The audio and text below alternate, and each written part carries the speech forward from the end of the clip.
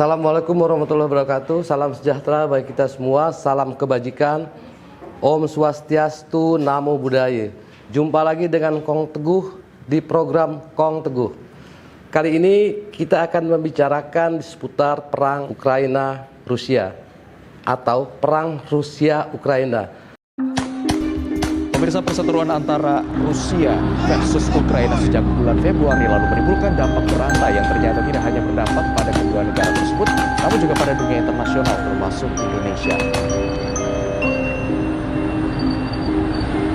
Kebetulan ada beberapa orang, bahkan begitu banyak orang mempertanyakan, adakah kemungkinan sesuatu yang bisa merekatkan Ukraina dan Rusia sehingga menghentikan perang ini? Perang yang sebenarnya tidak seimbang, perang yang kemudian hanya akan menghancurkan Ukraina. Untuk menjawab pertanyaan ini, kita harus melompat kembali ke sejarah yang sangat jauh, barangkali sekitar 250 tahun. Ketika kemudian Catherine the Great, Carina Katarina yang Agung, memerangi Turki Utsmaniyah untuk merebut semenanjung Krim dan seluruh wilayah yang sekarang kita sebut Ukraina. Atau kemudian kita lebih jauh ke belakang lagi, di mana ketika kemudian di Kiev muncul sebuah gerakan namanya Kievan Rus.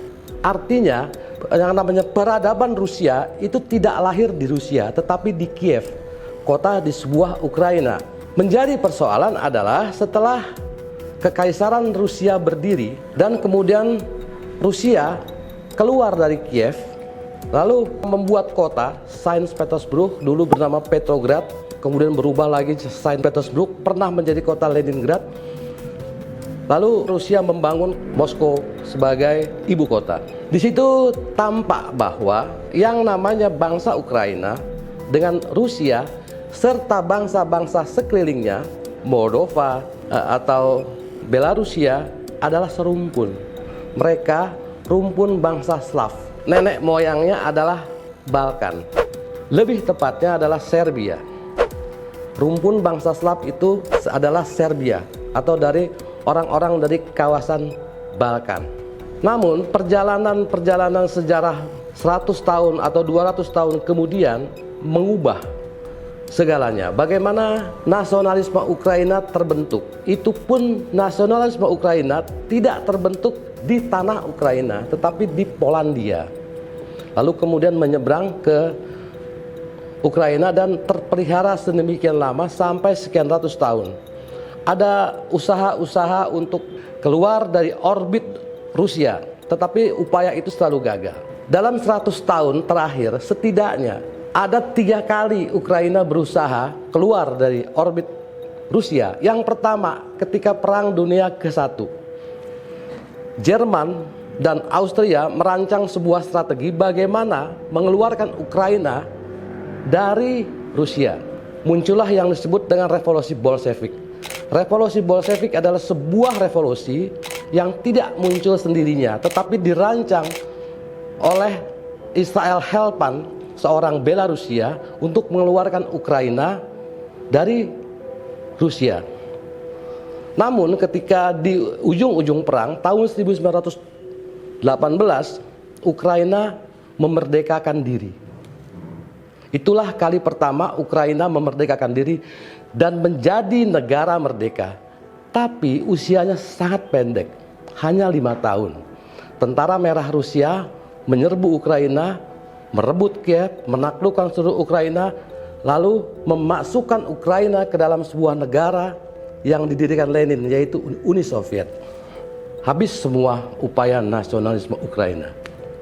Tetapi paham nasionalis itu tidak pernah runtuh. Selalu ada di kalangan orang-orang Ukraina. Ini terlihat dari penggunaan bahasa. Orang Ukraina yang nasionalis Ukraina menolak menggunakan bahasa Rusia.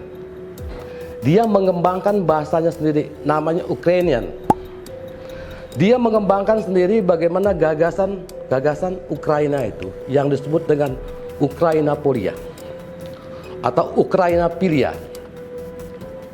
Dan itu berlangsung terus menerus sampai kemudian pada Perang Dunia Kedua Atas dukungan Nazi Jerman, Ukraina berusaha melepaskan diri lagi dari Rusia.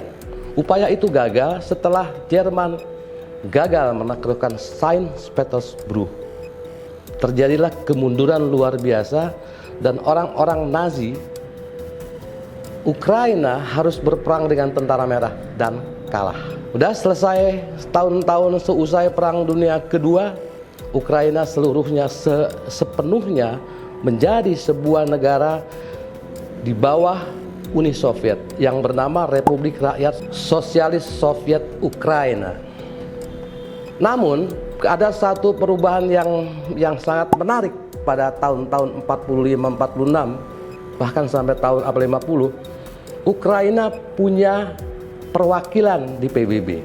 Ini untuk mengimbangi suara antara blok barat dengan blok timur yang tidak seimbang pada saat itu. Maka Ukraina memiliki perwakilan di PBB. Perwakilan di PBB inilah yang kemudian berperan sangat penting bagi kemerdekaan Indonesia. Pada saat itu, seorang perwakilan Ukraina mengusulkan agar masalah perang dekolonisasi di Indonesia dibicarakan di PBB. Semula PBB tidak merespon apapun, terutama Dewan Keamanan tidak merespon sama sekali. Tapi tahun 47 direspon. Itulah kemudian perjuangan kemerdekaan Indonesia berubah dari medan pertempuran ke medan diplomatik. Itu berkat Ukraina. Gak keliru kalau kedubes Ukraina itu sekarang seolah-olah ingin agar Indonesia mendukung Ukraina dalam perang ini. Saya lanjutkan lagi. Gagasan Ukraina merdeka itu nggak mati selama berpuluh tahun. Momen kemerdekaan itu muncul pada saat Boris Yeltsin berkunjung ke Ukraina dan bersama Presiden Belarusia mengumumkan pembubaran Uni Soviet. 3 republik dalam Uni Soviet bertemu membubarkan Uni Soviet. Itulah yang kemudian membuat Mikhail Gorbachev nggak punya pilihan lain selain secara resmi membubarkan Uni Soviet. Ukraina menjadi negara merdeka untuk kali kedua setelah Uni Soviet bubar. Belarusia juga kemudian menjadi republik atau menjadi negara merdeka. Rusia menjadi negara merdeka sendiri. Tapi ada satu hal yang perlu diingat adalah bahwa orang-orang Rusia itu selalu terancam oleh Barat. Sejak kecil anak-anak Rusia itu diajarkan bahwa negara kita, kekaisaran kita terancam oleh Barat. Kita harus selalu memerangi Barat. Itu tertanam di kepala setiap orang Rusia. Nggak keliru kalau kemudian Putin memperlihatkan dirinya sebagai true Rusia yang tidak ingin perbatasannya dikuasai oleh negara Barat. Sementara di lain pihak, Ukraina dan beberapa negara-negara bekas Uni Soviet itu berusaha mendekat ke Barat. Dimulai dengan Georgia. Tahun 2008, Presiden Georgia Mikhail Saakashvili itu berusaha ingin menjadikan Georgia anggota Uni Eropa. Rusia bereaksi keras. Moskow kemudian mengobarkan pemberontakan orang-orang Rusia di South Ossetia. Nggak lama kemudian terjadilah invasi besar-besaran Rusia ke Georgia. Hanya dalam 5 hari Georgia itu bisa ditaklukkan. Itu perang yang tidak seimbang, benar-benar tidak seimbang. Kini Ukraina melakukan hal yang sama seperti apa yang dilakukan oleh Georgia, dan Rusia melakukan taktik yang sama seperti yang dilakukan tahun 2008 untuk menghancurkan Georgia. Kita tahu bahwa di setiap negara ex-Soviet akan selalu ada komunitas Rusia. Di semua negara-negara ex-Uni Soviet. Rusia menggunakan orang-orang Rusia yang di dalam di setiap negara-negara ex-Soviet untuk menjaga kepentingannya, melakukan penyeimbangan kekuasaan. Dan itu terlihat di Ukraina Timur ketika tahun 2013 pada saat terjadi dorongan besar-besaran dari rakyat Ukraina agar berpaling ke Uni Eropa dan menjadi anggota NATO. Orang-orang Rusia di Ukraina dipersenjatai oleh Moskow, disuruh melawan. Terdiri dari dua tempat, Luhansk dan Donbas. Yang paling besar adalah Donbas dengan ibu kotanya Donetsk. Kalau Anda pernah suka sepak bola pasti kenal Shakhtar Donetsk.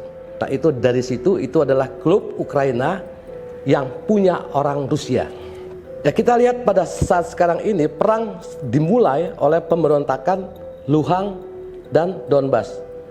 Tetapi Ukraina belajar dari Georgia. Dia tidak langsung menghabisi kedua wilayah orang Rusia ini.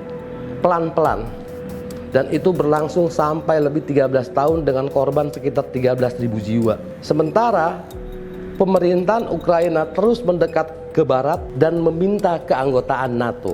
Puncaknya adalah ketika Putin marah, terjadilah kemudian invasi dan perang Ukraina-Rusia atau Rusia-Ukraina dimulai. Kita kembali kepada sebuah jargon lama yang mengatakan begini, perang selalu dimulai oleh kesalahan persepsi pihak yang berperang terhadap perilaku pihak ketiga pada saat terjadi perang. Dalam konteks Ukraina, saya melihat seperti begini.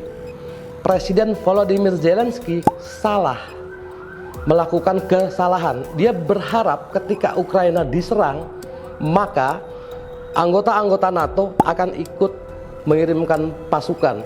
Maka perang akan besar dan Rusia bisa dikalahkan. Ternyata tidak. Ukraina belum anggota NATO. Dalam peraturan NATO atau dalam konvensi NATO disebutkan NATO hanya akan berperang kalau anggotanya yang diserang. Ukraina bukan anggota NATO.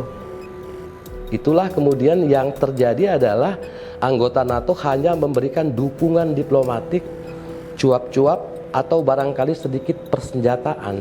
Di sisi lain, di Rusia ada seorang Vladimir Putin yang menurut pers barat adalah sedang membangun dirinya sebagai Tsar Putin, Kaisar Rusia, yang ingin membangkitkan kembali Rusia sebagai sebuah negara besar di Eropa dengan perbatasannya tanpa kekuatan barat. Adakah peluang yang bisa merekatkan? Adakah mungkin pengalaman di masa lalu yang bisa merekatkan kedua negara sehingga menghentikan perang?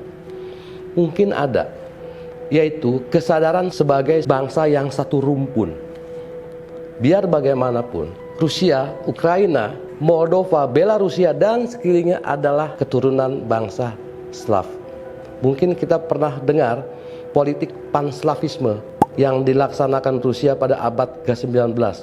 Lalu kemudian politik air hangat, bagaimana Rusia harus mencari pelabuhan yang tidak membeku pada musim dingin, dan itu hanya ada di Odessa. Odessa adalah sebuah kota di Ukraina. Barangkali itu yang hanya bisa merekatkan jika kemudian ada kesadaran dari kedua bangsa bahwa mereka serumpun. Yang kemudian memecah belah mereka adalah kepentingan. Ukraina berusaha mendekat ke barat karena ada harapan untuk memakmurkan diri jika mengaitkan ekonominya dengan Uni Eropa. Di sisi lain, Rusia juga punya kepentingan di Ukraina, terutama di Laut Azov, bagi keamanan dalam negerinya. Sekali lagi, Rusia selalu tidak pernah ingin ada kekuatan barat di perbatasannya. Itulah kepentingan Rusia. Kini perang ini terjadi adalah benturan dua kepentingan yang sangat berbeda. Yang menjadi pertanyaan adalah apakah mungkin perang bisa dihentikan dengan hanya kemudian melihat sebuah peluang, sebuah persamaan sejarah sebagai keturunan bangsa Slav? Menurut saya enggak. Yang harus disadari kemungkinan adalah Ukraina harus mengambil jalan seperti yang dilakukan oleh Finlandia, yaitu tidak memusuhi Rusia dengan menjadi anggota NATO, tidak memusuhi Rusia secara ekonomi, mengaitkan kepentingan ekonominya dengan Eropa.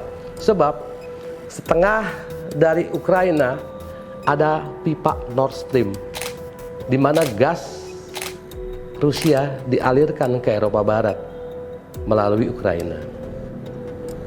Itulah kepentingan yang harus dijaga. Dan Eropa, kalau menurut saya sangat concern juga terhadap Nord Stream. Karena gas-gas di rumah-rumah Eropa itu berasal dari Rusia. Barangkali perang ini tidak terlalu berlangsung lama. Sebab Barat juga sangat berkepentingan dalam hal gas. Di sisi lain, ada kesadaran tumbuh untuk menghormati politik luar negeri Rusia atau barangkali geopolitik Rusia yang begitu menyejarah. Saya rasa itu pembahasan saya tentang perang Ukraina-Rusia atau perang Rusia-Ukraina. Tinggal pilih saja mau menyebutnya seperti apa. Orang yang menyebut Rusia-Ukraina biasanya mendukung Rusia, yang menyebut Ukraina-Rusia itu mendukung Ukraina. Terima kasih. Sampai jumpa di program Kong Teguh berikutnya.